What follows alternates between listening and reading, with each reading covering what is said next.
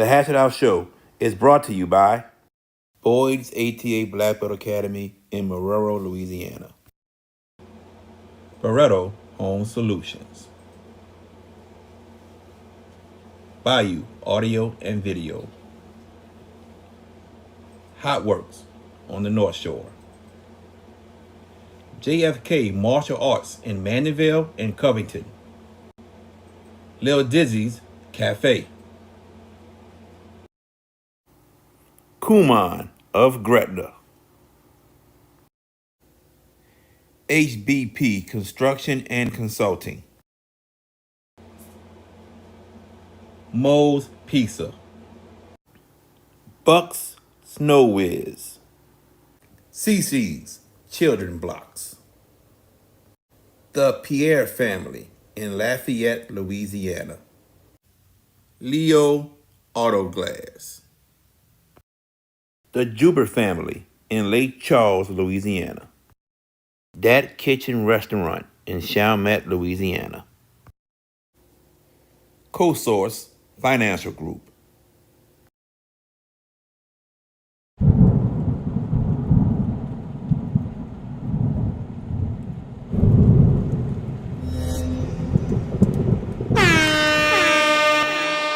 Hands up, hands up, hands up. If you winning and you don't give a fuck about a hater, tell them move.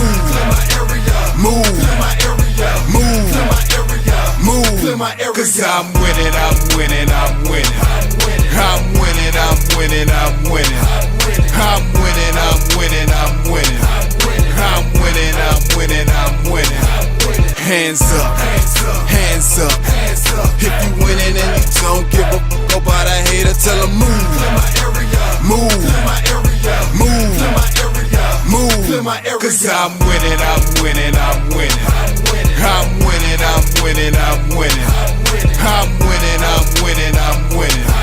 I'm winning, I'm winning, I'm winning. And what's going on, everyone? Welcome to the Hash It Out Show.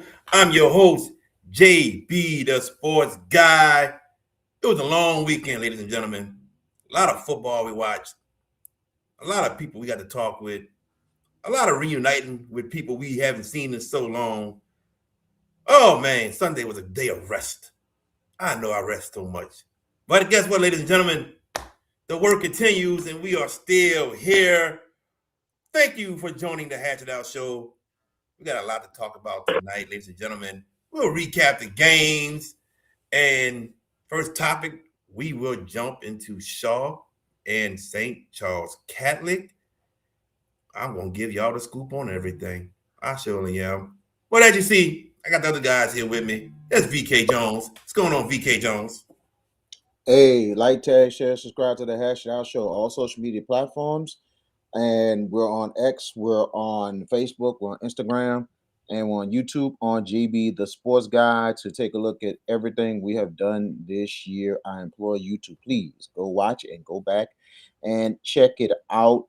It was a very, very blessed weekend in itself. And, you know, it was a weekend I will never forget, man. In my years being at the Superdome Classic, not just being a fan, but covering it, this was a very, very joyous weekend. Everything you could say rolled into one, man. Unbelievable weekend. And we got the one and only GP, George Peppers. What up, George Peppers? What's up, JB? VK? I guess we're basking in the afterglow of a successful weekend. You know, it was a great weekend for the three of us. We were able to partake, not just in the football games, but actually, broadcasting and stuff like that. All three of us got a chance to delve. Me and VK had two games that we did, and then I had some in-hosting stuff. JB, you did a game. So the Hash It Out Show stood strong this weekend. Some comical things happened, too. But that's not a conversation we need to have on here. But it was a great weekend. You know, getting up this morning for work, it was a 5-day respite for me. I was like, who remembers that song by Soul to Soul, Back to Life, Back to Reality? That was it for me today. You know, this was my first day back on the grind. And it was fun, though. It was a great weekend. I would do this again every year, and we'll do this again in 2026. We going to do it again next year? You sure about that? 100%. Man, my legs were hurting, man. My legs were hurting. Going up and down and running, going up and down the elevators. But well, we had it easy. Some people climbing in those steep steps in the Superdome, man. Come on now. I don't know, man. I The, don't know, boy. the Superdome turf is a little different. I It think is. It's be. killing my knees, boy. Dude, when we were doing the what was it, the middle game Friday?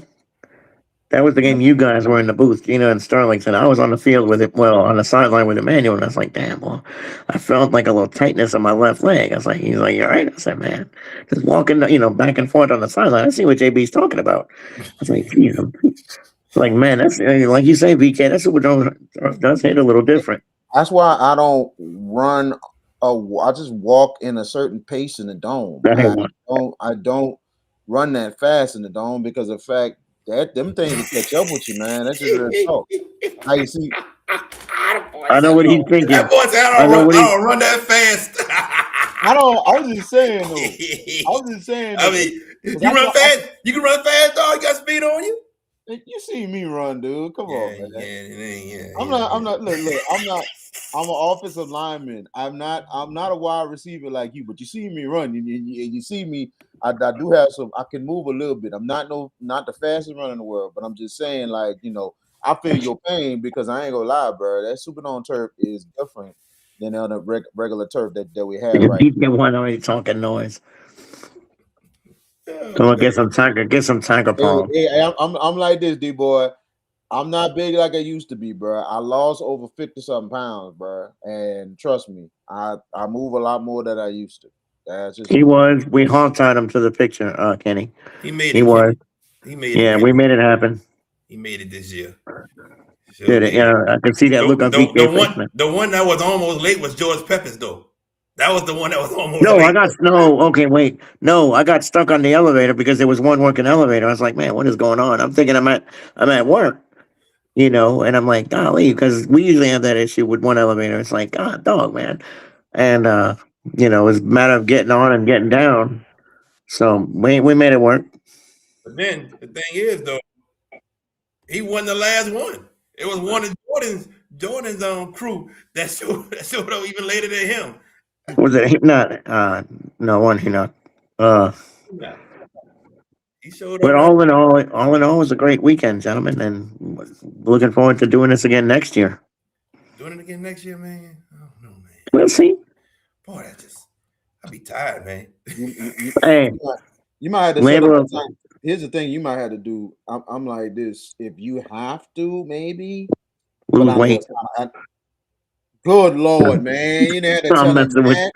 What he say? I'm messing with him. He said lose weight. He's gonna be on a hunger strike after the NBA Cup tonight. I'm just saying the Knicks are winning tonight. Well, all I know, bro, I'm just like this, JB. If you have to, but it might not because of where you at. I'm like this. At least take a day off.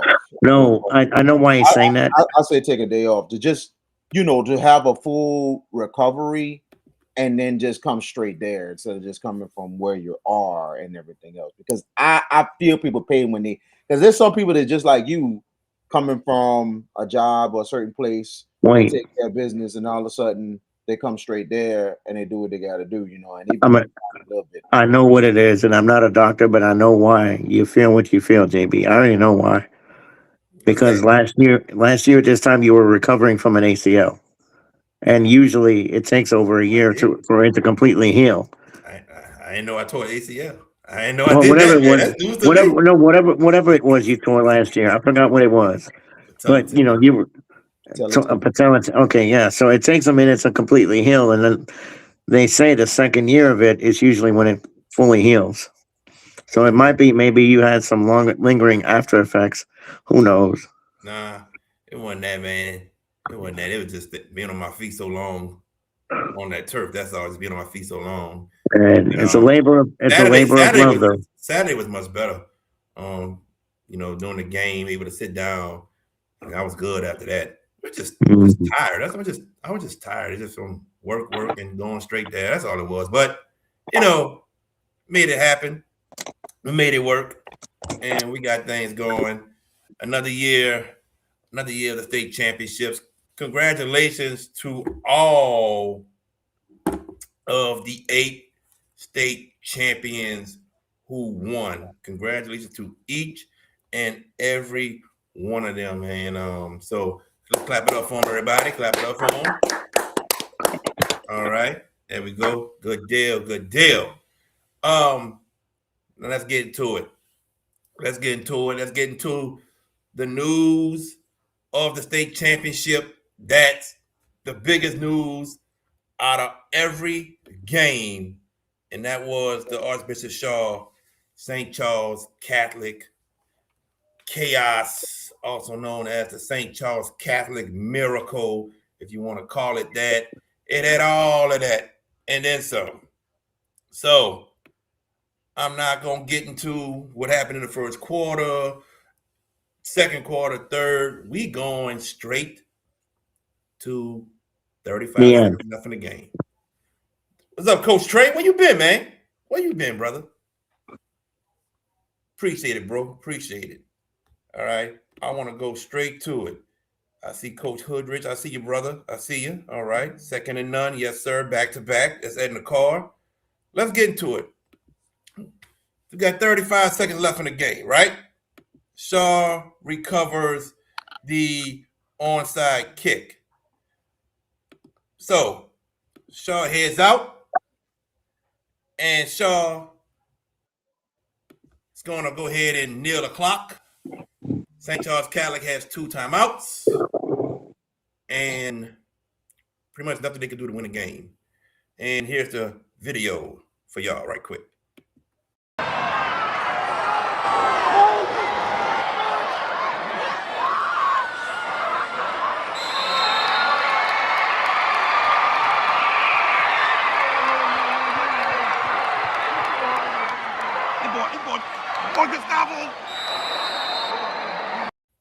All right, so we saw the video. I'm gonna play it one more time for y'all.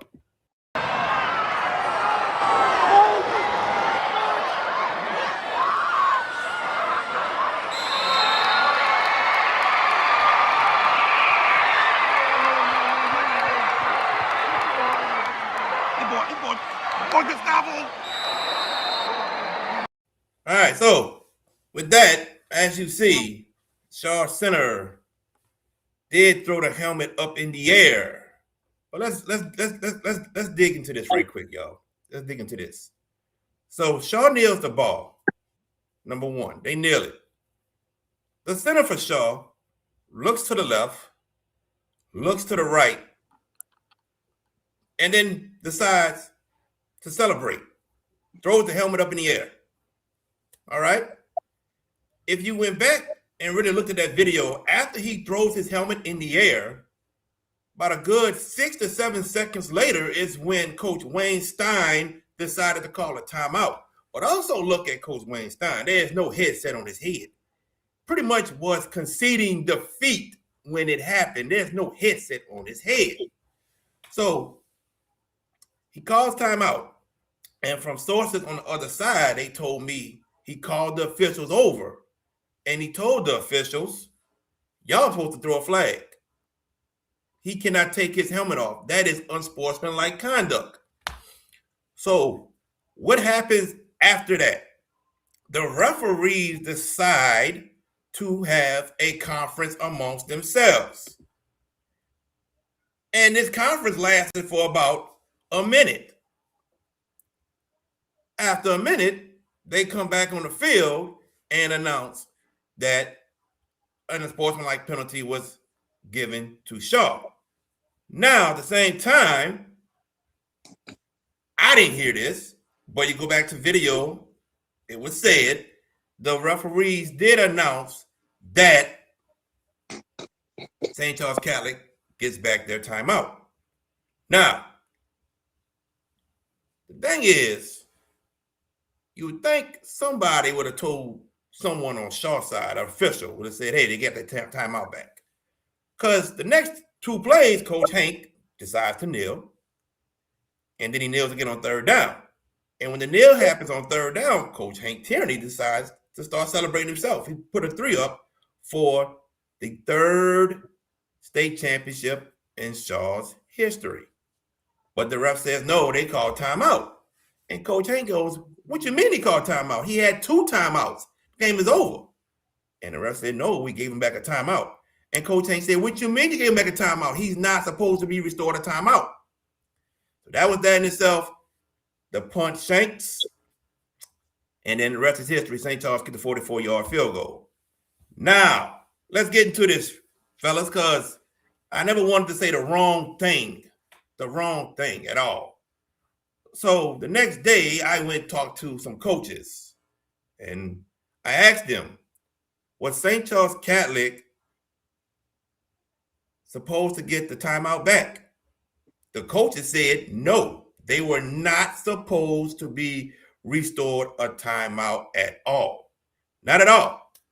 So, with that being said, there are a couple officials that I know that I called, and I asked them.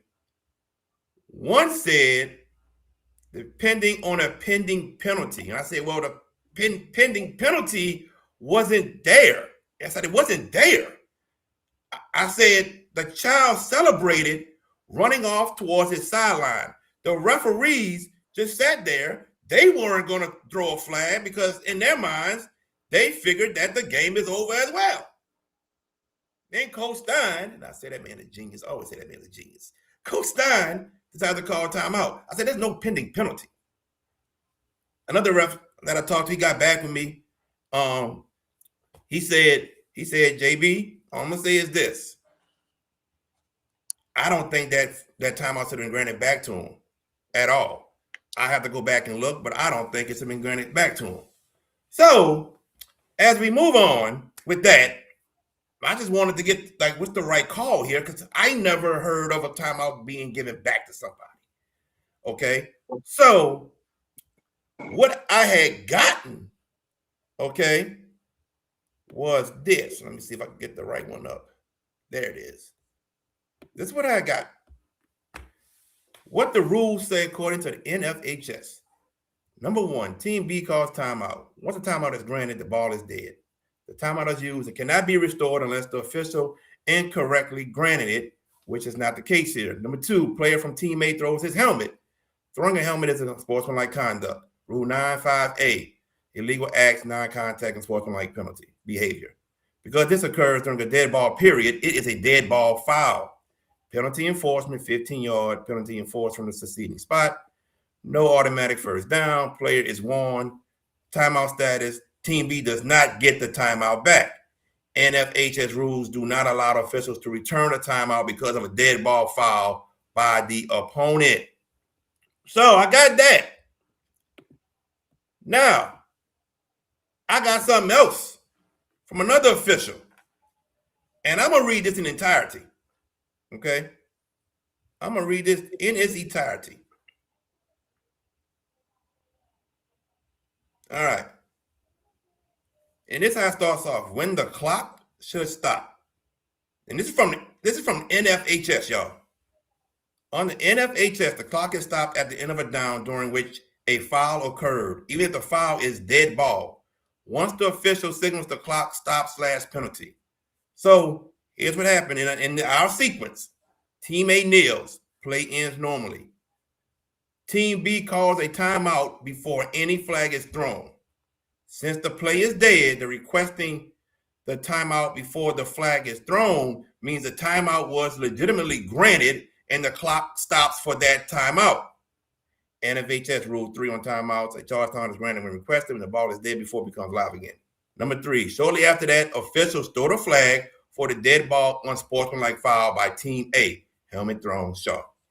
A dead ball unsportsmanlike act is a 15-yard penalty enforced after the down. So, critical NFHS points about timeouts and penalties. Here we go. A charged team timeout stops the clock when it's granted before the next play becomes live. A dead ball unsportsmanlike foul doesn't require a separate timeout for the clock to stop. The clock stop is already in effect from the timeout, and if the penalty occurs, will remain stopped during enforcement. There is no automatic refund of a timeout simply because a penalty also stopped the clock. NFHS rules and the officials' manuals make clear timeouts are charged when granted. They aren't automatically restored because a penalty made the timeout unnecessary. So it says, so how it should have been handled. Because Team B's timeout was called and granted before the flag was thrown, the correct sequence under NFHS should be, number one, clock stops for Team B's granted timeout. After players whistle dead and the timeout is granted, officials then throw the flag for the dead ball, unsportsmanlike foul, and enforce the 15-yard penalty from the appropriate spot. Clock remains stopped until administration and reset for next snap. What shouldn't have happened? Officials should not have refunded the timeout to Team B after the penalty because the timeout was legally granted before the foul was flagged. The clock should already be stopped for the timeout before the unsportsmanlike flag. So the timing was correct based on the timeout, not the subsequent foul. So final ruling summary of this: Team B could call a timeout once the play is dead. Clock legally stopped with the timeout. Dead ball unsportsmanlike foul is properly flagged and enforced as a 15-yard penalty. The timeout should not have been returned simply because of the penalty. It was legally charged. So that right there says that St. Charles Catholic should not have been given their timeout back. With that also being said, is that Shaw could have just continued doing what they were doing with kneeling the ball, and game is over after the third down kneel. So this is no fault of Coach Stein and St. Charles Catholic at all. This is no fault of theirs. They have nothing to be blamed on. Nothing at all.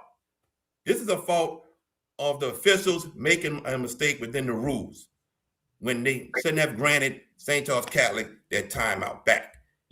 That's the main issue. And reading that right there is a big mistake on behalf of that. And I just want to say again, guys, and everyone watching, the center drew his helmet in celebration that they just won a championship. The referees were not going to throw a flag. They're going to let y'all celebrate. I need y'all to remember that. I understand he took his helmet off. It's a foul. Okay, well, how many times we've seen the whole team come on the field with 25 seconds left and they celebrating and throwing their helmets off? Ain't no foul, ain't no flag being thrown. They letting the team celebrate. That was what was happening. Okay? The ref was going to let y'all celebrate. I need y'all to see this picture. But I want y'all to see this picture now because of this mistake that happened. Are we saying now a team will start celebrating with 20, 30 seconds left in the game and a coach be like, hey, timeout. They didn't throw their helmets off. That's a flag. Could that start happening? I would hope not. But I need y'all to look at that right like that. The referees messed up by giving St. Charles Catholic their timeout back. Go ahead, VK. Well, I see some comments and asking when did Wayne Stein call the timeout? He called it 6 seconds after the helmet was thrown. 6 seconds after the helmet was thrown. I've been looking at the footage. Then on top of that, thinking and contemplating everything and stuff like that and everything. And then JB, I'm gonna give you a lot of props and credit, big time props and credit, because I know we do research, but you did hard research, my friend, and I give you great credit right here. Because I knew I work hard and put everything out there and everything else. But JB, you put some hard facts on the table. Now what I'm seeing right then and there, it's a crying shame that this freaking officiating crew screwed this up. Screwed this up big time. And I knew that something was funny about this crew. And I hate to go back to it. It set the tone. That first touchdown where it was called, you just knew something funny was going to go on during the game. I just want y'all to know right quick, we not taking anything away from Coach Stein and St. Charles Catholic. Not at all. Let's get this out there first, because they have nothing to do with what happened. Nothing to do with what happened. Okay. And somebody even asked me, hey JB, you mad with what Coach Stein did? Hell no. Hell no, I ain't mad with Coach Stein did. You fight for your team to the very end. You fight for your team. You trying to win a championship. You fight. You know, you saw the helmet get thrown. Oh, wait, time out. Yo. He can't do that. He can't do that. So, no. Coach Stein did what he's supposed to do, ladies and gentlemen. So, I just want y'all to know that. And if the roles were reversed, I'll do the same thing. I promise you. See, and I appreciate, this is transparent and honesty that this man is coming out his mouth right now. Because I asked him that same question Friday and Saturday. He was like, yeah, if I was a coach, I'd do the same. And, big time props for St. Charles to be aware and whatever else to just still do what they had to do and stay coaching to the end. But at the same time, that crew in itself, that first touchdown set the tone for how the game was going to go anyway. And I mean, the hesitation of him calling that touchdown on 4th and goal, which we've seen in multiple videos on a couple of angles that he did not get in the end zone. So it's just crazy with that. And you flip the script, and if anybody's seen the North DeSoto and freaking what is it? South Lake Carroll freaking game out of Texas, almost the same exact play, but at the end of the game. But then they have no review, but the official discuss it, and come to find out, dude did not get in. So with that being said, with that first play, it set the tone for the rest of the game, how it went, because it's been shaky with stuff all game long. And it's like, come on, this is unbelievable because of the fact, just 2 timeouts. Stein, I'm thinking in the back of my head, he might just call maybe one to console his kids. Remember the press conference, he said I was contemplating on calling a timeout or not, because he knew he couldn't do anything to win the game. Right. And then, bam, helmet. Oh. Right. He took advantage. Exactly. But at the same time, certain coaches, they do that, especially late in games, especially in a big game. They call a timeout to console their kids, to keep them calm and everything else, even before the game ends, just to talk with their kids. So they do that. And I thought he was going to at least call one. So when that happened and took advantage of it, how in the world, like sometimes, certain times in football, they might give him a timeout back. Depends on the situation. But in this situation, with the rules being what it is the fact of the matter is St. Charles should not got that timeout back at all, period. So it's a big time mess up for that crew. And it's just unbelievable in itself. And, plain and simple, congratulations. Mario, it was off. It was off of Mario. It was off. Go ahead, VK. Yeah, I think congratulations St. Charles, but at the same time, when you look at it and not knocking and, but at the same time, the way it was looking, if none of that would have happened the way it did, one person said keep the helmet on to the end. I get it. I totally get that. I look at that side too. But regardless of the fact, this was a major screw up. And I'm sorry. I think Shaw right now should be back-to-back state champions because of this. This is just, I'm sorry. You can't mess up something like this. And it was one of plenty of things that was kind of on a messed up side. And really, that was probably like it's been all the games, most of the games, the officiating was not bad. It's not that bad. The reviews of some plays was like, what in the world? And it's almost like, and I'm sorry, they're gonna have to do an instructional seminar on not just reviews, on when to review and how to review. And we talk about most importantly, when, because they're reviewing plays a play after next. No, in college football and NFL, when that play is going to the next one, you cannot go back and review. It's got to be the same thing in high school. Make it make sense. We've seen that 8 times this weekend. Make that junk make sense. But at the same time, all the other crews, the way they call the game has been pretty good, has been pretty straight. This one in particular was the one that was like, wait a minute, what is really going on? And we're not just talking about one side that was sharp, but both sides of the fence. I mean, this was just not the best officiated game. And that's just what it is. It wasn't clean. And The way it was looking, Shaw was about to overcome everything to win back to back. And that would have been the most, and to me, I would have said maybe one of the most resilient victories I seen maybe any team win this year. I seen some great games, great resiliency from a lot of teams in this state this year. This would have been up there near the top.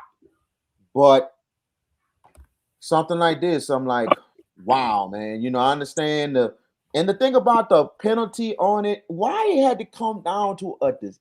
The coach had to get, Coach Stein had to do what he had to do, and I get it. But why is there a discussion? If that's a 15-yard penalty, make the call. Make the call. I'm sick and tired of these mismanaged calls. Call it on time. It can happen in football and basketball. Call it on time. I will take that. Even if it's a bad call, I will be okay if you call it on time. I don't like it when you get a late flag, a late foul, no. Call it on time. Call it where it needs to be there. Before I let Peppers hop in right quick, DJ13, I understand what you're saying. I totally do. But no flag was thrown when he threw his helmet off. The referees were going to let Shaw celebrate. They were going to let Shaw celebrate.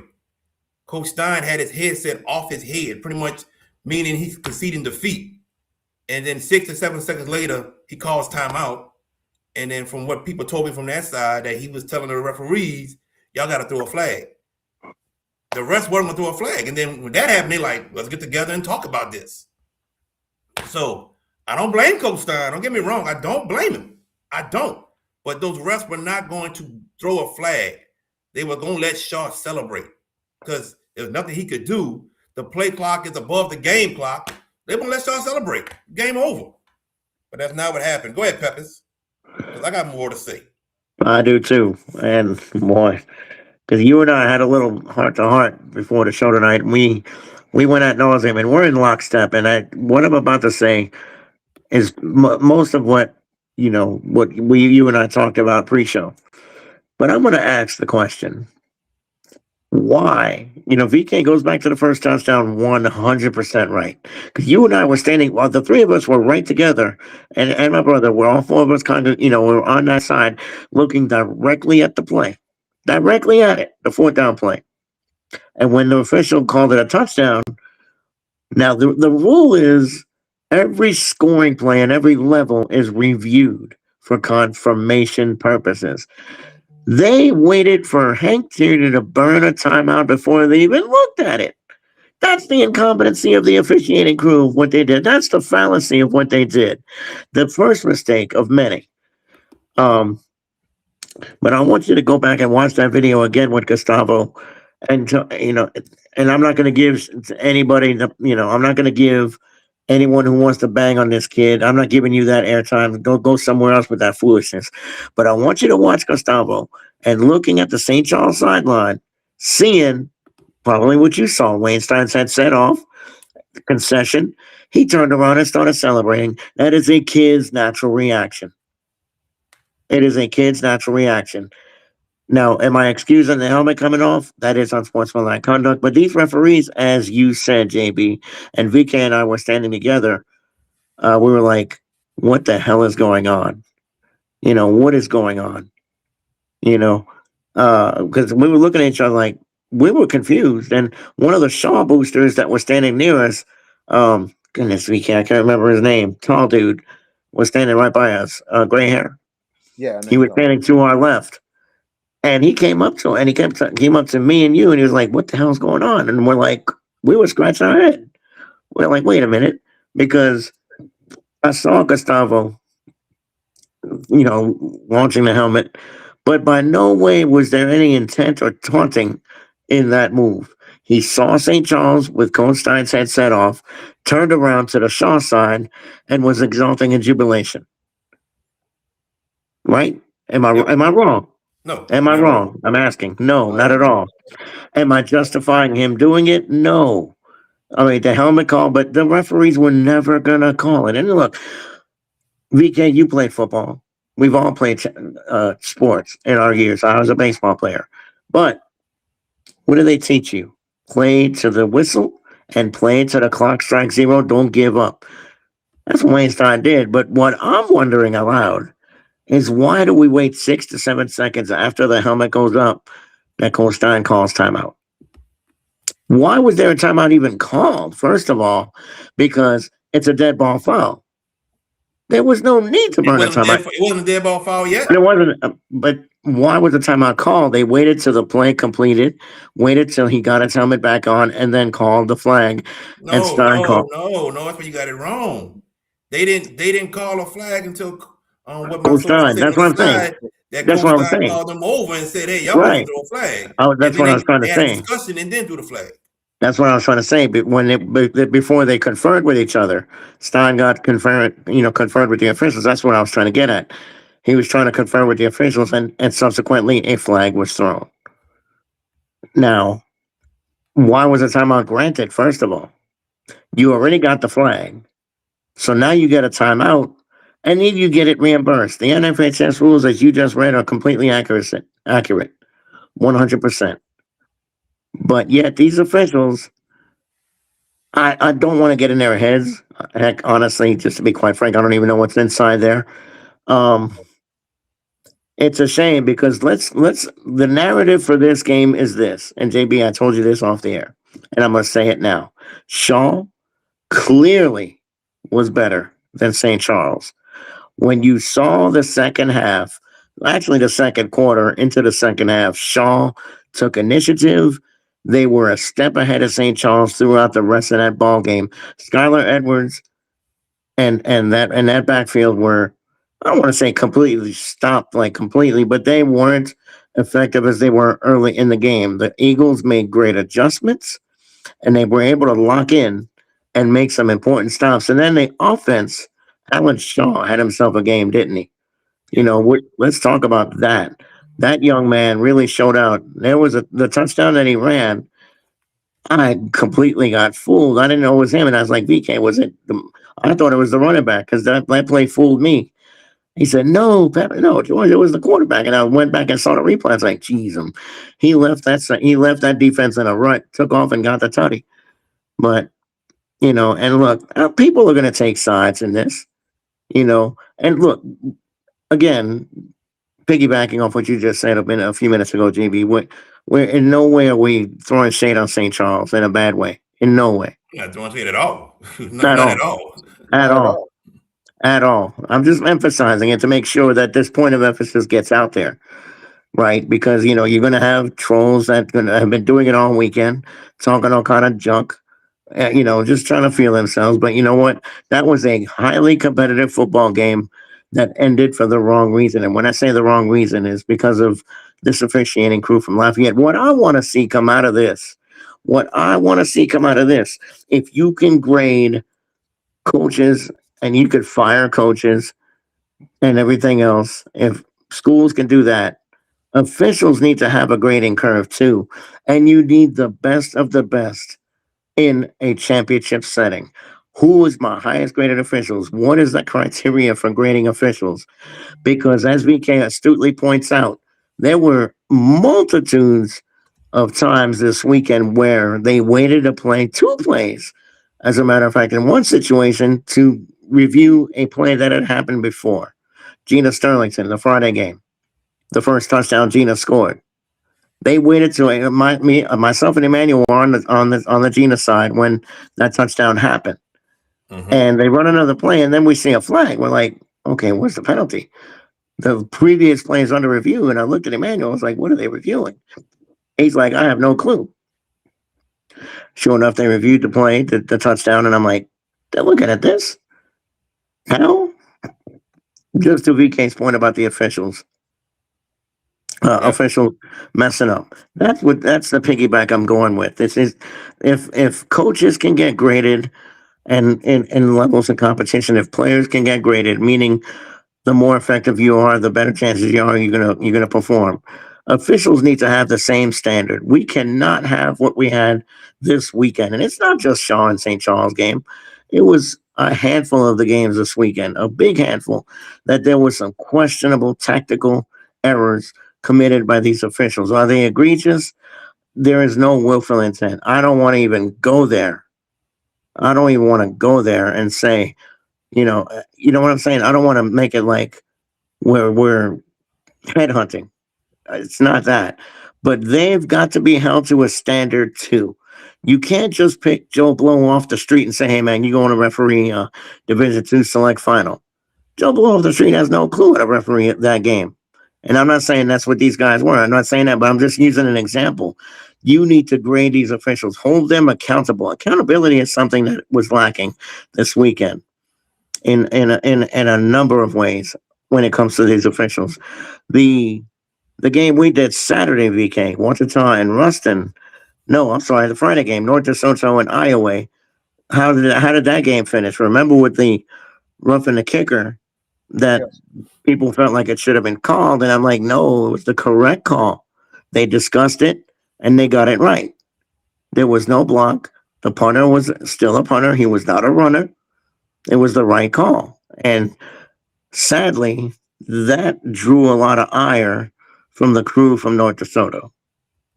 And, they were, to say the least, they were salty. But to the Archbishop Shaw alumni, to their students, to their teachers, the faculty, the principal, Mr. Nick Marquise, y'all are going to be back sooner rather than later. There is a lot of that talent coming back next year. Yeah, you lose a couple of players here and there, but sorry about that. It's my brother. I'll call him back. But this took away from a very spirited football game. Great game. It was two teams, and what we said. What did JB? You and I said this before the game. What did we say? What did I say? Yes, you know what? There's no chance. I told you, VK, also. There's no way this is 27-0. This is going to be a lot closer. Shaw's got something for these people tonight, and they're going to give them a much better game than they did in Week 10 at Joe Zimmerman. And it wasn't that hard to forecast, quite honestly, because how many Hank Jr. teams have we seen get whooped like that twice by the same team? It doesn't hardly happen. I hate that we're even discussing this, but I'm glad we're discussing it. It sounds crazy to say. It's an oxymoron, isn't it? Because now we need the accountability accountability has to come out from this. That's the lesson that needs to be learned. These officials, this particular crew, scrutiny needs to come onto them because they were completely inconsistent Friday night. And quite frankly, it cost Shaw a state title. Simple as that. Let me hop in now because there's some things on Shaw's end that had me scratching my head. The kneel down? Well, and I'm about to get right into it right now. All right, talk to me. All right. So we going back to the 35 seconds, right? Why are we doing the kneel in the spread / shotgun formation? Didn't understand that. Why are we doing that, number one? Mm-hmm. Okay, because he catches the snap, he takes a step back. That's pretty much a 6-yard loss. They did that 3 times. That's 18 yards that were lost. And then you add on the 15-yard penalty. That's a 33-yard penalty. Now, if you get under center and take the knee, you lose 1 yard every time. And then if the shank punt happens, guess what? You still have good field position to try to stop them, and the field goal is much, much longer. So that's where I fault Archbishop Shaw at for that. That to me was not the smartest thing. Because you're losing yards like that. You don't know what can happen. Just get under center, take the snap, and take your knee. That's what you should have done. Taking the knee from the shotgun 5 yards back, take a knee back, take a step back, you lose 6 yards. You lost 33 yards on that drive. And you shank a punt, and St. Charles has good field position. So you got to be smarter than that. You got to get under center and take the knee, please. Your thoughts, VK? Well, I got to say this about that. I see where you're coming from with that, but also there's a lot of teams that do that too. And they need to get under center too. Here's the thing. I agree in some points what you're saying, but also I understand why people be in that stance. You have to think that here's the No. thing. No. I'm gonna let you explain, but I'm already disagreeing with you, brother. Go ahead. I know you're gonna disagree with me, but I'm gonna say what I gotta say.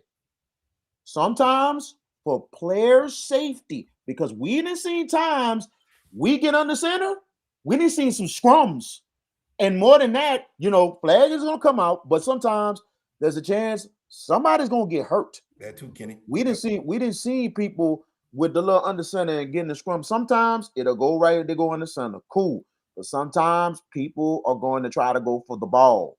They're going to try and force a fumble. And sometimes it gets overboard and somebody gets hurt.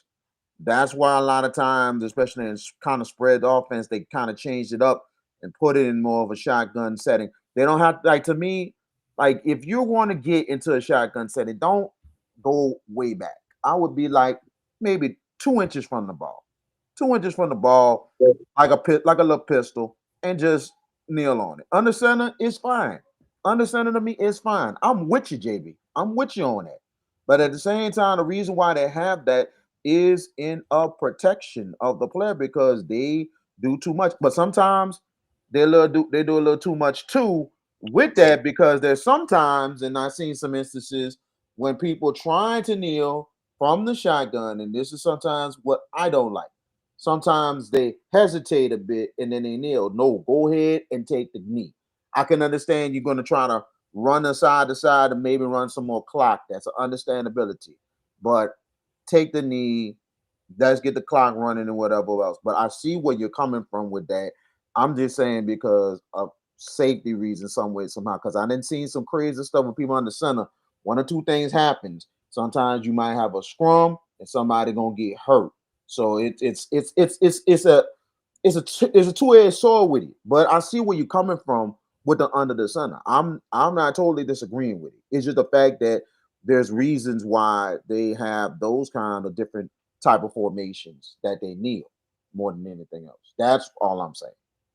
Man, this ain't got nothing to do with no safety. This because they run a spread offense. No, that's what it is. No, ain't nothing to do with no safety. No. Sometimes it do. Get the ball. Sometimes it do, take bro. a knee. Your O-line block. That's it. This ain't got nothing to do with no safety, man. Sometimes it do. No, they don't. Sometimes it do. No, it don't, bro. George Peppers, go ahead with your thoughts, bro. No. Man, come on, man. No, bro.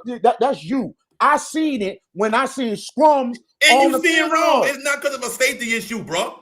But why the NFL ain't doing it? Why the NFL ain't doing it then? It's a safety issue. It's not a safety issue, man. It's because they run a certain offense. Get under center, get the ball, take a knee. That's it. You ain't got 6 yards and losing 33 yards. You don't remember what happened with the Tampa Bay Bucks and the freaking Giants when that coach went on ahead and got dog and got people hurt. You got to be prepared to block at all times. That's your job to get paid. Okay. What you saying is a good point. What you saying is an absolute good point. But at the same time, bro, it happens. I'm just saying that. And you know what I'm saying? It is a spread. Listen, I'm looking at it both sides of the fence. What you think is what you think, and what I think is what I think. Let's move on. George, what you got to say? Go ahead. Slow that down, bro. I got that. I'm not mad at you. All right. I'm not mad at you. Slow it down. I'm just saying. Yeah. Okay, I'm just saying too. What if he fumbled a snap? Yeah, I understand that, Jason, but we not losing yards. 6 yards back. We're not losing yards. And if we shake that punt, okay, they got to still go good ways to kick a field goal. Get on the center. And no timeout. Go ahead, Peppers. And no timeouts. Let's remember that. Yeah, Elston, you could take some steps forward. Go ahead, Peppers. That's what I was talking about too. Okay. How many times have we seen this year, VK, where it's center to quarterback exchanges, center to punter exchanges, where it don't get Man, Kenny, you so stupid. Well, if I'm gonna get interrupted, it'll be either by two ways, VK or that. Jason, I know he never went under center. That's my point to VK due to the offense that they run. I get it. But I just think just for nail down purposes, it should come from under center. That's what I'm saying. Gustavo, my brother. What's up, Gustavo? Everybody, show love to our boy, Gustavo Rivera, baby. What's up, Gustavo? We stand with you, 50. Stand for you. Got you, brother. Stand with you every time, my boy. Every time, 50. We stand for you. Yes. All times. But no, how How many times have we seen bot center snap exchanges from the shotgun? We saw it Friday with the punt on North DeSoto and Iowa, where Iowa was going to kick it back to North DeSoto, and a personal foul was called correctly. But we saw that a couple of times this weekend. We've seen it on our Hash It Out Show games this year in a handful of our games where the center to quarterback exchange was botched. I don't agree with the shotgun kneel down. Not at all. Because you lost 18 yards alone on each play. 18. That's a lot. That's 18 yards. If you just take a quick knee, or if you want to run around and Yeah. dilly around the backfield, I get that. Yep. But Yep. you lost 18 yards. But then I hear, well, he shouldn't have shanked the punt. It happened. That's football. It's happenstance. It happened. You know. And did you really think Shaw was home free when St. Charles got that ball to go down and drive and score? And I looked at VK when Miliotto missed the extra point. I was like, that Everybody was never looking. happens. Mm-hmm. That never happens. That dude's automatic. He's going to be kicking at the Division 1 level. Yeah. He's going to be kicking because that 44-yard field goal was good from 55. Easy. That thing, he smoked that field goal. Hey, Saints. Well, no, y'all got a good kicker. Just going out there. But, I mean, we had the Blake Cooper experiment. That didn't work out well. But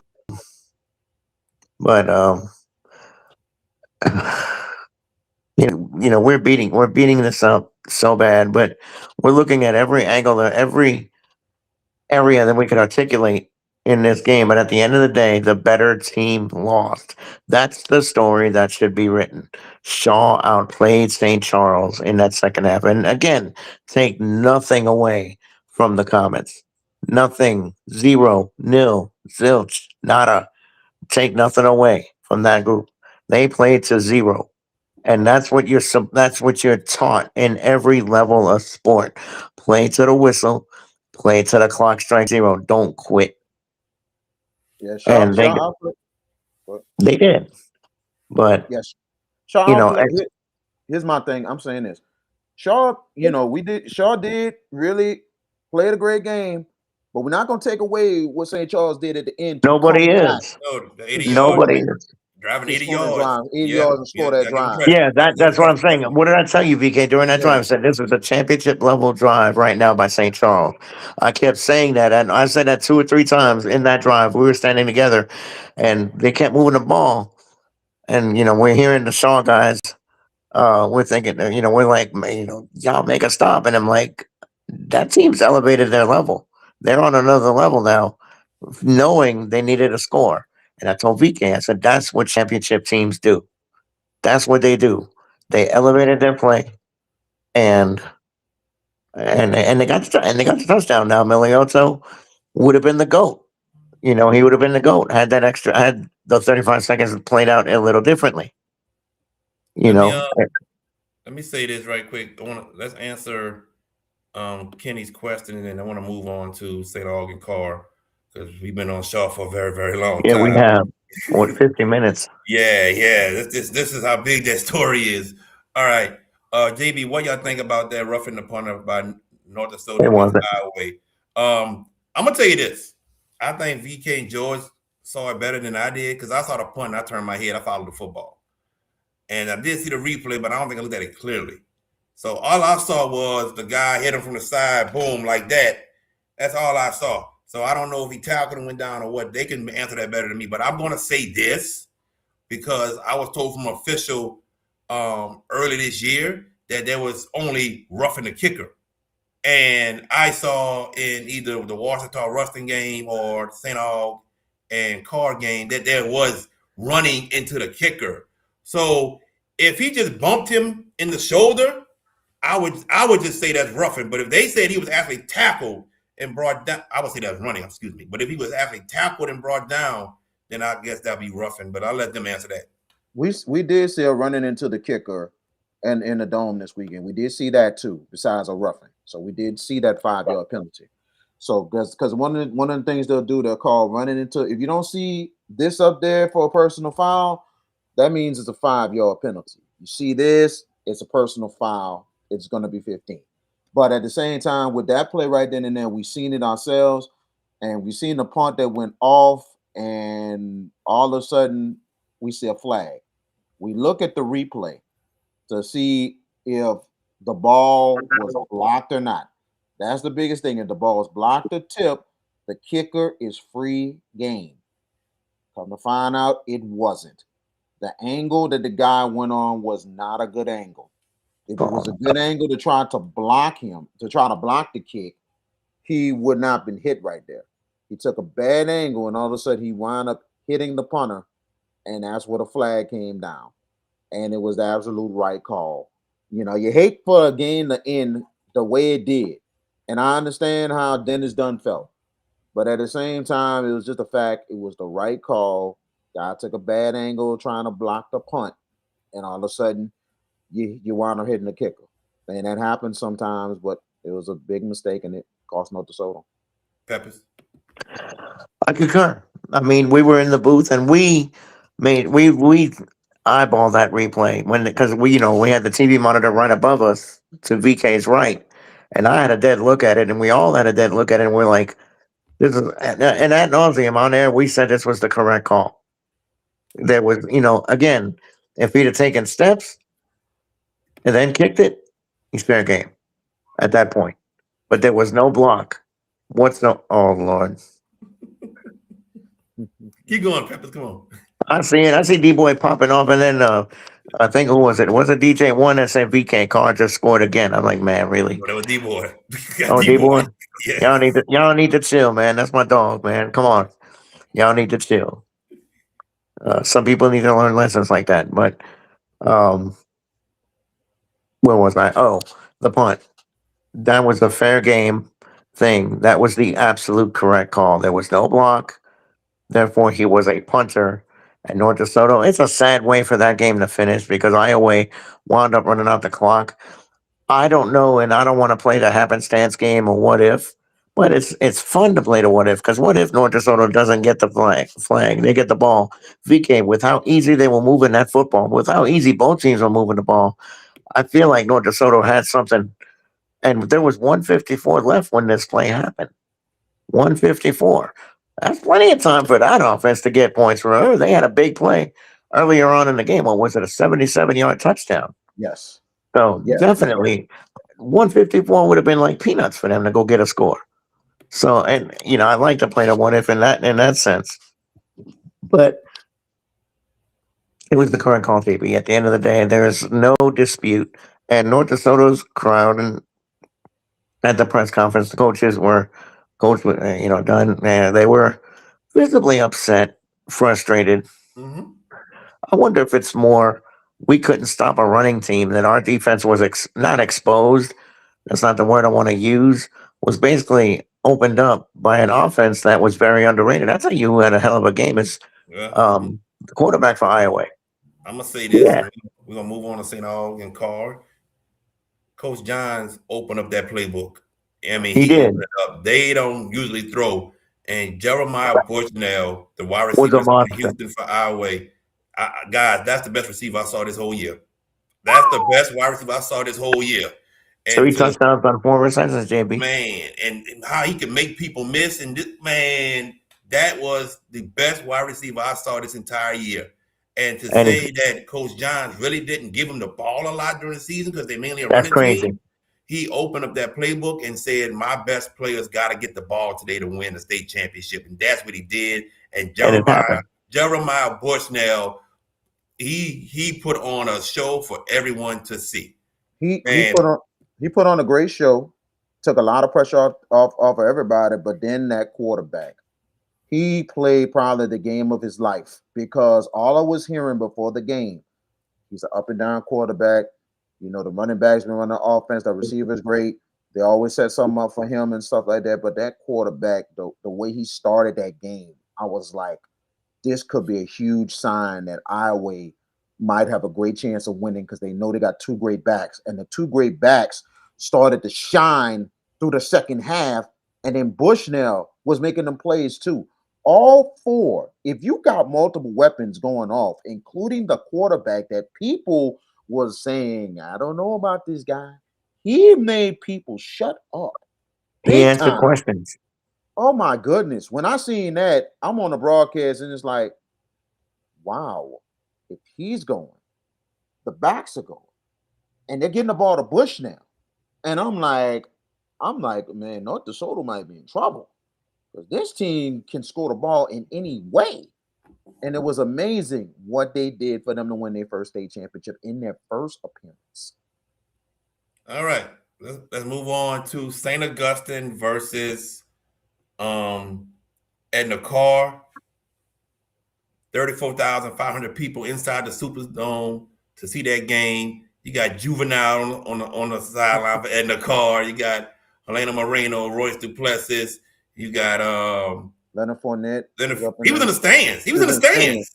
Fournette was in the stands. Tyron Matthews on the sideline. Mm-hmm. So he had a bunch of people on there, but Edna Carr flexed his muscle, winning 49-14. Did not allow an offensive touchdown from that very prolific offense that St. Augustine had. Trey Garrison was the most outstanding player. Edna Carr back-to-back VK Jones. Back-to-back indeed. And from the jump of that, this was a great, all I'm gonna tell you is this: Carr proved, and I'm gonna be honest to everybody, myself as an alumnus and everything else, to the St. Aug people, it was the better team. Carr was just a better team. And that's just all it was. And they've proven why that they are. They are the standard. They are the dynasty of what they are. Trey Garrison running the ball 40-something times. 41 times. Yep. And somebody said that is out the element. And even Robert Valdez said that in the interview I see this week. It was like, bro, what's really going on? So it's just the fact that Trey Garrison was unbelievable. John Johnson, Richard Anderson, Aiden Hall, Hayward Hop. That senior class has left a big time legacy for Edna Carr forever. And I know the St. Aug fans are thanking God that they are graduating, because those players are unbelievable at what they do, and they're very, very good all around kids in itself. And the experience was unbelievable for them to be in a dome. I know I had a for real experience. I know JB was kind of on the laughing side a bit when I was kind of on the laughing side. I was just like, "Are you okay?" And I asked you if you was okay, and you was like, "It's been 46 years." I said that because here's the thing. JB was kind of laughing, but I kind of explained it to him a little bit. I wasn't laughing. Yeah, I was. But you was. But he knows deep down it really, really wasn't funny, because to be honest, it was a transparent moment for me, because here's the thing you have to understand about my history, okay? And the fact that I'm an alumnus and I played football 3 years for St. Aug. I'm there for 2 of the 5 semifinal appearances that they had. But then on top of that, my father, I mentioned, was a person that drove a bus to the 1979 state championship game. I have a cousin that was a member of the 1975 first state championship team, AJ Richard. That is my cousin. And then also I thought about my teammate. Big shout out to Emery Piku. We started together at St. Aug. We played ball together. And it's been about over 7 years since he passed away. He committed suicide. So I thought about the people that was not here. I thought about them so much, and thought about the traumas I've been through. And for me to be there and them watching above, looking at all this going on, for them to finally be on this big stage, it's just an amazing thing. In my 20 years, I'm like, besides the Algiers Renaissance, I put it right up there. The St. Aug experience is up there too. They didn't win the game, but for them to be on that stage finally. But we know without a shadow of a doubt that this will not be the last trip. This will not be the last trip. But big ups to Coach Robert Valdez and his squad, and big ups to Bryce Brown. Thank you. Thank you so, so much for what you said in that press conference. That was really, really needed. Very, very needed for the city and everything to understand what these two institutions mean to this whole city in itself, man. So big time props to Ed Car and Sanal to putting on, regardless of the score, a great spectacle ending the Prep Classic. Go ahead, Peppers. Where do we start? I mean, where does Edna Carr rank amongst the annals of greatest individual teams of all time? This one. Consider 15-0. 28 game winning streak now. 27, 28, 27. 27. Okay, that's a lot. But this year's team had how many single digit games, one possession games this year? Two. One against American Heritage in the Superdome in week 2, and the semifinal game against Baton Rouge Catholic. Every other game, they ransacked people. They dominated people. And it's a good thing that they're staying in the Catholic League and not going to the West Bank, because as one journalist I ran into over the weekend said, it'd be a running clock every week in that district, which I'm like, oh, wow. Which I thought was funny, but it's true. DJ, they had to hold the food for the Saints game the next day. They did. Yeah, exactly. Calm down, brother. Calm down with that. Ain't But no calm down. The man was hungry. He wanted to eat something, and they ran out of food. man, I'm with him, man. I hear you. But VK, I gotta say this funny story. Before we met up after the game, I was coming down the elevator out of the press area, and some of the car coaches were coming down to celebrate with the team. And one of them recognized my voice and was like, "GP, yeah, from the Hash and House show, that's me." The next thing I see his phones out, and we're sitting there, they're yucking it up, and they're like, "Y'all take it easy on VK. Take it easy on VK." And it's the car coaches were telling me this, and I'm like, "Y'all, that's my dog, man. I'm not gonna do that to him. I'm not gonna mess with him. You know, I'm not gonna. I mean, look, the fact is this: St. Augustine. This was again. We're gonna beat this up because this was their first trip since '79. That's 46 years. It won't be 46 years for them to go back. It will not be. They'll go back. And I know Vashawn Coulon graduates. I don't know who else graduates off that roster, but the quarterback that's going to take over, huh? Just 15 seniors graduate off St. Aug. Yeah, but how many of the bigger impact ones are leaving? Maybe about 4 or 5, because I know it's right. Coulon, Ty Dominique, Chad Jones. I think Cy Gilmore. And that's pretty much it. Keith Hill? Maybe Keith Hill. Maybe Keith Hill. Yeah, maybe Keith Hill. We'll get confirmation on that. But St. Aug has a very bright future ahead. It's just that Carr has set the bar so high. Carr has set the bar so high that it's going to be tough to break. It's going to be tough to break. You know, and they lose a lot off this roster. They lose Big Rich. They lose John. They lose Aiden. They lose a lot of big impact players. That doesn't mean they're rebuilding, though. Stop. If you're going to get me to trap me into saying some craziness like that, no, you're not. It ain't happening. All right. Yeah, Keith is a senior. There's DJ One just said it. Yeah. Clinton, I don't know who that is, but Clinton Hill, and Keith Hill. Yeah. Okay, so they're seniors. So that's 6. But to the St. Augustine alumni, be proud of what you guys accomplished. This was a magical run. Curtis was a titanic and meaningful win. Obviously meaningful in the sense that y'all got to the Dome. But the fact that you had to knock off one of the proverbial giants of Louisiana high school football to get to New Orleans, that's important. And then I'm going to echo what VK said, because, and I want to credit the right people. Boot Crew Media had a video of Bryce Brown's speech before we got questions. And thank you, Boot Crew, for posting that video and allowing me to find it. And I was able to share it with you guys on our chat, because what Bryce Brown said needed to be said. The only I don't want to say negative. I was disappointed because, we're not always caught up on numbers, but JB, you and I were talking and we were like hyped up. It's like, man, you said 50,000 and I said maybe 60, but and it feels like 34.5 wasn't enough.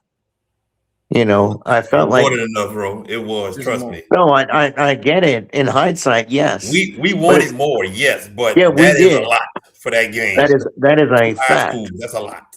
That's the It biggest is crowd for the whole weekend. weekend. Oh, no doubt. And look, to those that showed up and showed out, congratulations for being there. Thank you for being there and supporting your respective institutions. But I think the discussion needs to be had is where does this car team rank amongst the greatest teams of all time individually in 1 year? Because again, 2 games out of 15, they got a one possession win. The Baton Rouge Catholic game in the semis, as mentioned, and the American Heritage game in week 2. Other than that, outcomes were, in the words of your boy on Remember the Titans, leave no doubt. That's what they did all year long. And, you know, 2 years in a row, we've gotten blowouts to close out the Classic. Last year was Central walloping Ruston, right? This year was Carr doing it to St. Aug. I don't know what he's getting at. But Carr's team, JB and VK, that discussion has to be had when you match them up I'm gonna say against some this. of the greatest teams in history. I'm gonna say this. I'm gonna say this. All right. I said last year the NCAR team was the best team ever in Louisiana history, and I will stay with that. I think the team last year is still the best team in Louisiana history. But I will say the team this year, their defense is one of the best of all time, and it was better than last year's team. Defense is what I'm talking about. But with the weapons John had last year, wide receiver, instead he had Trey running back too last year, I will still say that 24 car team, I'll pick them over that 25 team. But like VK said, that senior team left their legacy for sure. And we got Coach Norm. I've coached in 11 state title games, and that was by far the most packed game I've ever coached in for a state championship. Yes, sir. Well, it is. Yes, Well, sir. it is for Carr. I mean, there have been some good crowds. The Easton game usually has been a not bad crowd. The East Jeff game was something else. I mean, but this was the most packed that they ever had for the play in the state championship game. You know, Most definitely. all of them was good and special, but this one definitely was the biggest one and biggest, but big ups. I mean, I definitely put this in the car team. This is, great senior class, probably the best win this class they have had, man. You got 3 different groups that has really forward, you can say. You look at the 93 year, how they set the tone for the standard. You look at the teams with Speedy Knoll that they want getting those. They made a couple state championship appearances, winning one under Jabbar Jalouk, and then you talk about the 4 straight run, the 4 straight championship under Alden Clark and also Leonard Kelly at quarterback at the time. That 4 straight championship run with this one. Now this one probably maybe the greatest one. I always say the 2016 car team was probably one of the best I've ever seen. I said last year's team was the tie. They are tied to the best one. This right here is a great senior group. Like, now I know you're nodding your head, but we have different opinions. But I talked about that last season. I told you why I like that team, and I said last year's team, I'm gonna say it's a tie because that what they did last year was amazing and it matches and it may be a little better. But this year, I'm gonna say it's a great senior group in itself for what they have done. They've made history. This senior class in the highest classification, 4 straight Catholic League titles, just 1 loss, and winning back-to-back Division I state championships in the highest classification. This school keeps elevating and elevating and elevating. And some funny lady had a video, and this lady is so funny. I think her name is Lolly. I know you probably see on Instagram. Funny lady. And she was like, this team need to go play in the junior college league or something like that. But like Bryce Brown said it, yeah, exactly. She's a funny lady. Like Bryce Brown said, people sometimes don't like the bad guy. And we embrace being the bad guy. We like being the bad boys of Detroit. Let's move on to Ruston and Washita. Washita on a revenge tour. We talked about how they were losing close games, didn't know how to win late in games, but they certainly figured that out with the teams they beat in St. Amant, Destrehan, Parkway, Neville, and down 14-0 to Ruston to come back and win 21-20, George Peppers. There's the day in that game. VK and I was number four from the other side of the field when Ahmad Hudson took off on the fumble late. He came from Pluto to chase that man down. Dude, 6'7" with a long stride, and this young man, this was VK, the epitome of hustle. He hustled and he was able to punch that ball out, and Washington got the recovery and were able to hang. Um, they were able to finish it off. And congratulations to Benji Lewis. And I don't know what you told your team. Down 14-0. We were think I was my first thought was like, oh boy, this could be another coronation for Ruston to get it right. And Washington just never gave up at all. That group fought 48 minutes. And I footnote, when I went to the press conference for Ruston, and I wanted to hurry up, and I didn't stick around for the Washington one because I wanted to hit the field, for the entrance and the car's entrance. I mean, that is still the best entrance in the state. Wydell Clark, that's who I was looking for. I completely brain locked. But that young man had a big second half, and that play was the play of the game, simply put. But VK, the testament is this: 48 minutes. That's how long these games are. They wanted to had it in mind. We not quitting until the clock hit zero. And when Rustin went for the field goal, I remember I remember saying on there that there were coaches conferring with Ramos, but Coach Ball debunked that in the post game because I asked him. I said, "Was there a conference with Ramos before?" And did you ask him could he make that kick, 52 yards? Because 37 and 38 when he hit it, um, it didn't feel like he had a lot of depth. That it could be the spectrum of his range. And he nonchalantly answered. He goes, "Well, he kicks those in practice for regularity." My first thought is nobody's blocking you in practice. We're not doing all that. But Ahmad Hudson, man, there was some great individual performances. Wydell Clark, Ahmad Hudson, and Elijah Haven was a monster. I remember I was standing with Devin Thursday night for the Dunham game, and I was filling his head up. I was like, Devin, this is that dude. This is that. In the first play, he throws dead at the defender, and he looked at me and goes, "This is him?" It's like, calm down, big boy. Hold on. We'll get to Elijah in a second. Let's get to VK with Rustin and All Washington. right. We get to Elijah in a You second. got that.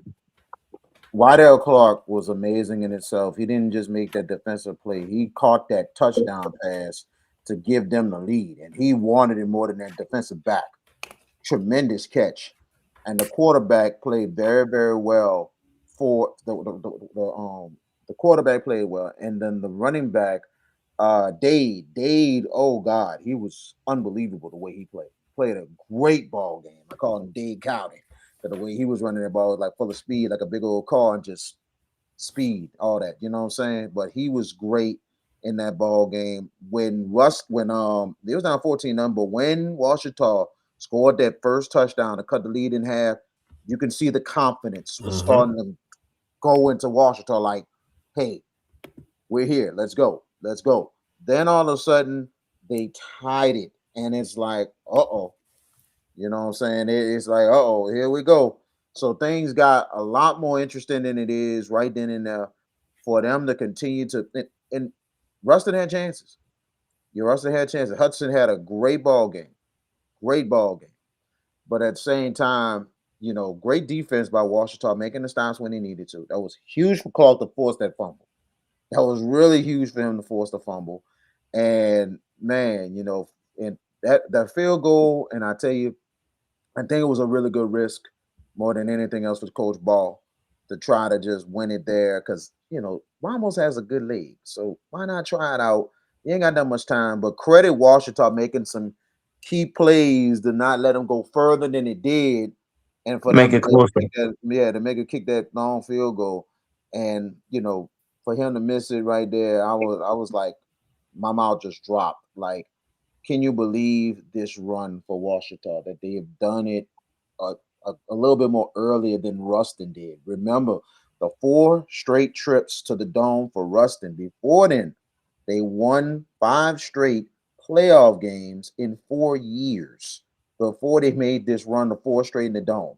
So that was a lot of work for Ruston, but at the same time, for Washita to do it a tad bit early, and this time winning the championship in the first try, that is amazing for Benji Lewis, especially the run they have made. But can you believe this, JB, and everybody? Can you believe Washita beat the number 3, the number 2, and the number 1 seeds to win the state championship for the 3rd straight year? A double-digit seed team wins the state title and in the highest classification. All right, guys. So Dunham did defeat Calvary Baptist 34-17. Quickly, your thoughts about the performance of Elijah Haven, VK? Elijah Haven, amazing, just amazing. He's just been an absolute beast in itself. You know what I'm saying? But he is a great player. I just knew a couple years ago when I seen him the first time, and then all of a sudden, from freshman year to now, I seen some good games. I still say the Lafayette Christian game in the playoffs was like his best all-around game I've ever seen him play, because he just did it all, refused to let his team die, and I just knew right then and there that he would just lead his team to a championship. But the way he played in the championship, he felt so focused, so humble that, hey, we got to finish this job this time.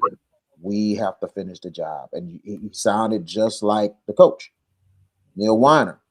He said they wasn't talking about last year. They put that behind them and they focused one game at a time. And the way he played was amazing. You look at his build of how his body is now. I'm like this.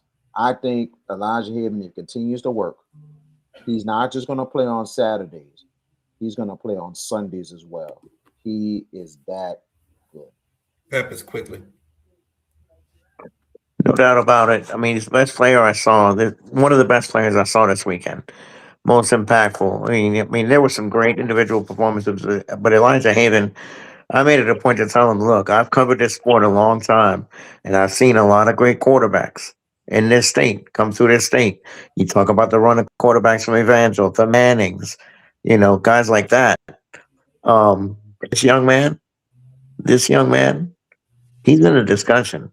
Oh, by the way, to the fans of not those not named Dunham, y'all got to deal with that dude again next year. Y'all got to deal with that team next year. That's going to be a very big problem for Dunham. I mean, not for Dunham, for the teams that are playing him, because Elijah Haven, that was effortless what he did Thursday night in the last game on Thursday. That was, and I say effortless, meaning he made it look too easy. Calvary Baptist was a year ahead of schedule. This was a team that wasn't slotted to get here, but they did a great job by Calvary Baptist and their coach Rodney Gwynn, to get here. And they're ahead of schedule.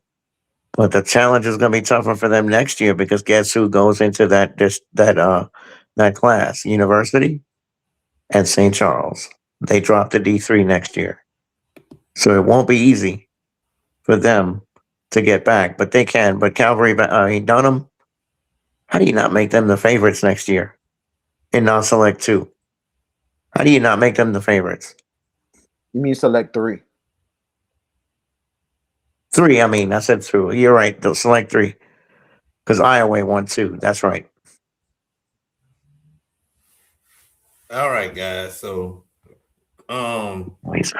Riverside defeated Ascension Catholic 31-21.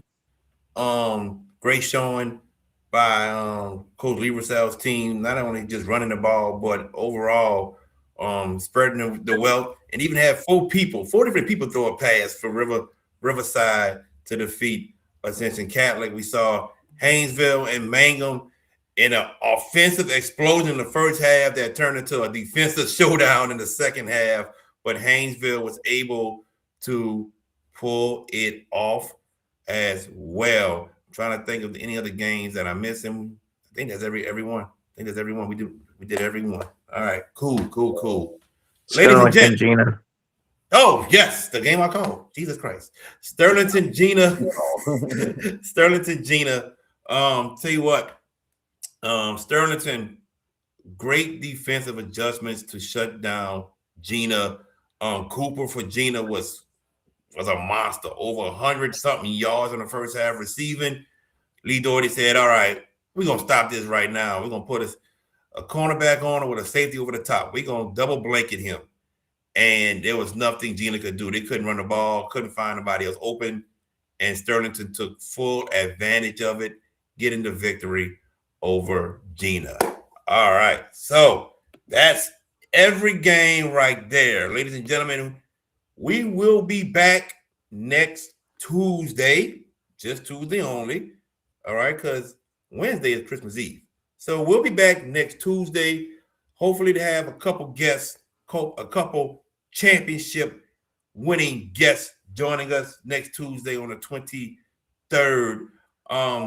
This Friday night, we have a game for you all. It's a basketball game. It will be the Frederick Douglass Bobcats taking on the Landry Buccaneers. We will bring that to you live Friday night. Pre-game, about 6:50. Tip-off, 7 o'clock. We may have a game for you all on Saturday as well. So we'll see about that by tonight or tomorrow morning. So we may have a game for you Saturday as well. But other than that, no show tomorrow. No show tomorrow. Last words, VK Jones. Well, man, I tell you, man, it's been we had a great time and everything, man. Great show tonight. Very informed. A lot of people interacting. We appreciate y'all. Oh, and JB, congratulations on winning the playoffs championship picks. You know what I'm saying? Despite the title weekend, you know what I'm saying? But regardless of the fact, we wasn't gonna catch you anyway. So congratulations and yeah, whatever. Appreciate it. But I do want to congratulate you. But thank you. But a big time weekend. I enjoyed every minute of it. My 20 years of being in media, man. Boy, we do expect, but I'm like this. Purple Knights will be back next year. They will be back. I'm telling you like this, whole bunch of people coming back for the Purple Knights. Like a lot of St. Paul folks and even Robert Valdez said they are a little bit ahead of schedule. So they're gonna be ready to roll next year. But it's a great show tonight, man. And I'm gonna give you this, JB. Great job on the analysis with this Shaw thing you did earlier tonight. Great, unbelievable job. Talking to coaches at the place, and I knew you was gonna do some investigation. Some officials. I just want to know what was right. That's all I wanted to know. And then another official sending that to me. I just want to know what was right. That's all. Like, what's right? Was he supposed to get it or was he not supposed to get it? So that's all. That's all I want to know. Yeah, absolutely. I want to give you a good job and big time props going to St. Augustine. Great run. Congratulations. Thank you for everything that you've done this year for the Purple Knights fans and for the alumni. We definitely appreciate it. And big ups to Gustavo Rivera. My prayers are with you and your family. Keep getting strong, my brother. You're going to be just fine. Peppers, any last words? Well, my last words are going to be a reflection of what this season that just finished up for us on the Hash Out Show Game of the Week. 3rd year doing this, and this year more than any other really was a breakthrough for us. That we really we did some great things this year. Got our biggest audience ever for the St. Aug Curtis game. That just tells us that we have done immaculate work. And to you two, I thank you for embracing this idea and making it a reality. I don't think I've ever said that, but I am saying it now. And we could do the thank yous and the cosmetic stuff, but I'm speaking from the heart now. I thank y'all for embracing this idea when I brought it up in a group chat 3 years ago. And y'all took it and made it work, and we got a batload of sponsors that believe in us, that embraced us, and really, to their credit, they know what we're about, and we thank y'all so much, and to the schools for letting us broadcast. The games that wherever we go to, and next year will be different. We'll probably have some more improvements next year. We'll figure it out. We got a whole off season to figure that out. And I know we don't have a show tomorrow night. We do, and I heard you mention we have a show next Tuesday, right? But not Christmas Eve, because Definitely VK got to make definitely because not. VK got to make his rounds, right, Santa?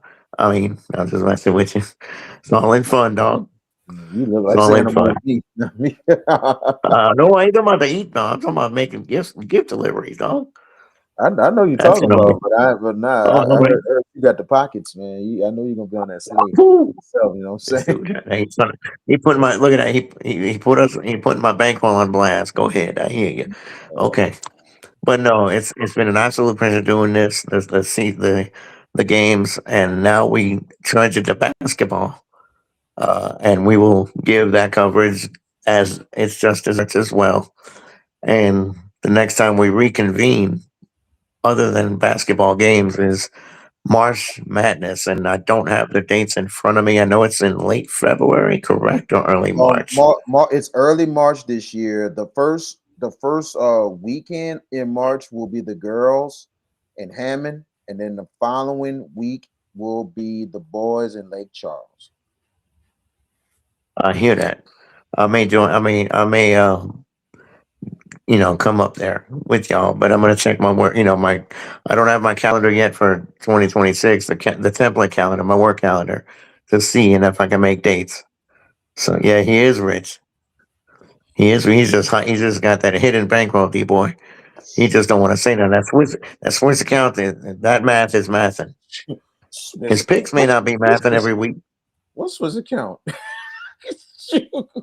But JB, take us home. Take us home, JB. Definitely, everybody. Remember Friday night, Douglas Bobcats versus the Landry Buccaneers. It's gonna be a good one. Coach Kerwin Forges versus Coach Rob Wallace. Yeah, it's gonna be a good one. Can't wait for it. And it's gonna be loud in that Douglas Bobcats high school gym. It's gonna be loud. Oh yeah. It's a nice gym. I like it's old, but they keep it up, and I like it. I like that gym. They do a great job over at Douglas. They have done a tremendous job with their facilities. So it was great to be up in there last year for the girls playoff game. We're looking forward to do a boys game from there. And, it usually be jumping up in there, especially the job that Kerwin is doing with that program. So it's going to be a very interesting game on Friday night. Can't wait. Yeah, I know, George. I know.